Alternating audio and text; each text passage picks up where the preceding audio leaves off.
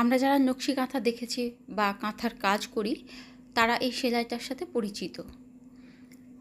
প্রথমে কাঁথা স্টিচ বা সেলাই বা রানিং স্টিচ যেটাই বলি না কেন সেটাকে গুছিয়ে চালিয়ে নিতে হয়।